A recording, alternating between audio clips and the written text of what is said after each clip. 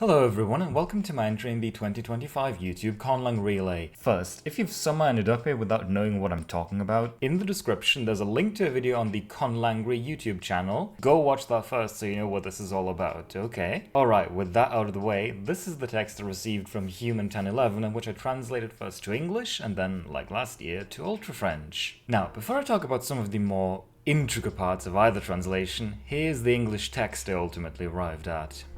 3 days of suns and moons. You must fly to every person across the grass when you sell the grain, because then they will be able to sell it. When the grass is dead, your hearing will contrast your knowledge. Then I will go to whichever of these I want. Go beyond me with salts. Until the sun and moon are one river, go to warm waters away from the northern cave. We both must wander across a path above a long road with 4 trees across an ancient river. Saith the wise one to the child, when sun and moon repaired with magic my small torn bag, I wanted to go to a nearby place. Saith the library to the child, the wise ones start to bask beneath the sun and then eat a small meal. My small bag causes sun and moon to start obtaining hope here again. Once I am satisfied by the expulsion away from my torn cloth here, the wise ones will start giving failure with me. To the wise ones saith the child, about the small bags of medicine I say, the growth of the wise ones was lacking purpose, and the bags failed after 4 years. So if this sounds like incoherent nonsense to you, that's probably because it's been through around a dozen other languages already. Amongst them Daniel Swanson's K-Bop. Oh, and sorry for mispronouncing that, but I don't own a top hat, and the only fedora I have is my operating system. Now, I think my favorite passage in this entire text is "Go beyond me with salts." It sounds very inspirational, even though I haven't the faintest as to what it's actually supposed to mean. Excuse also the poor translation of whatever turned into "the wise ones will start giving failure with me." That "with" in there in the original sentence is glossed as a comitative, and I candidly have no idea what to make of a comitative in this context. The main thing, however, that stood out to me in Human 1011's Conlang, which is called... oh god...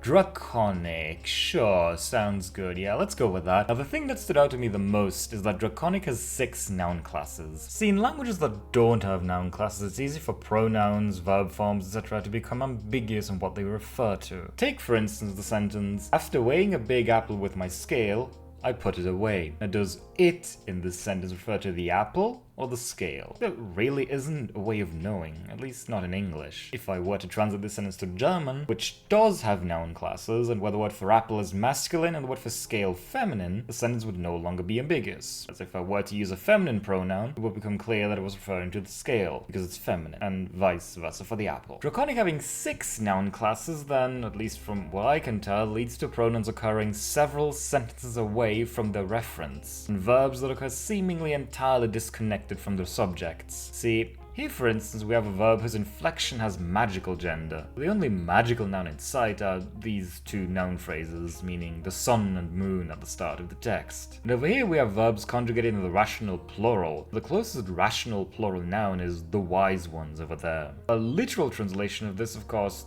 doesn't work in neither English nor Ultra French because neither language has noun classes. My solution to this was to simply repeat the entire referent whenever I encountered a pronoun or verb that agreed with something with which a pronoun or verb in the same position in English, or Ultra French for that matter, could not possibly agree with. This is admittedly rather inelegant compared to the original text, but it at least renders it somewhat more comprehensible.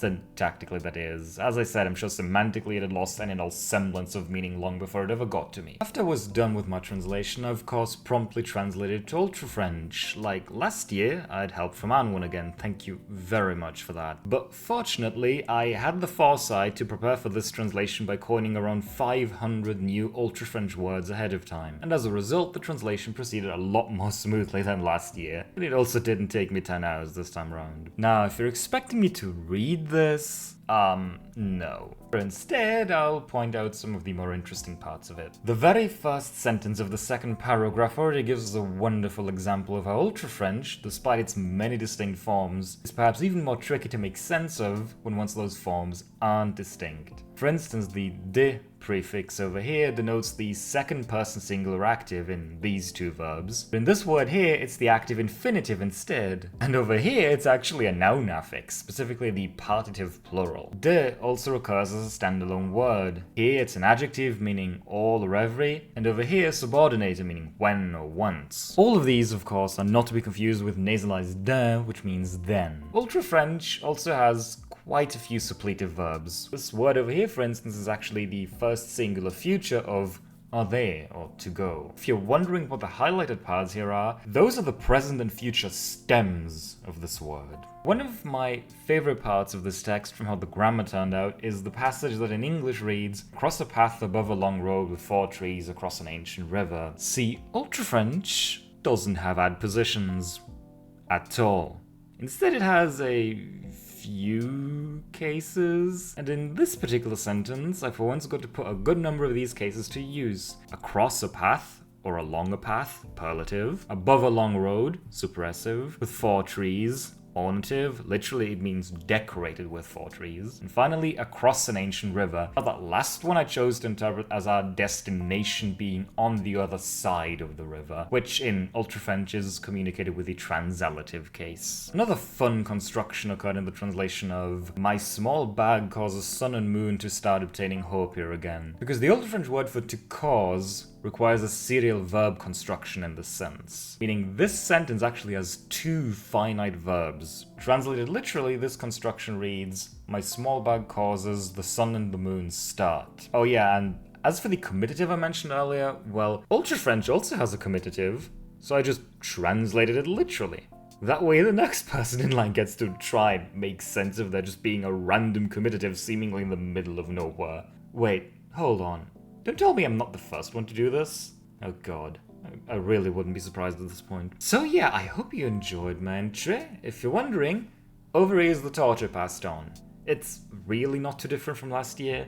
I did try to make it a bit more helpful on its own, but with a language like Ultra French, you kind of have to consult the grammar to make sense of it. As ever, the Ultra French grammar can be found on .org, and as of a few months ago, we now have an online dictionary as well. I use it a lot. It really makes translating to and from Ultra French a whole lot easier. Now, go and bear witness to the next person in line struggling with Ultra French. Hopefully, at least a bit. I mean, it's a cursed Conlang. That's kind of the point of it, isn't it? Oh, and I'm totally not saying the next person because I don't know how to pronounce their name. No, definitely not. Anyway, that's it from me. Ta-da!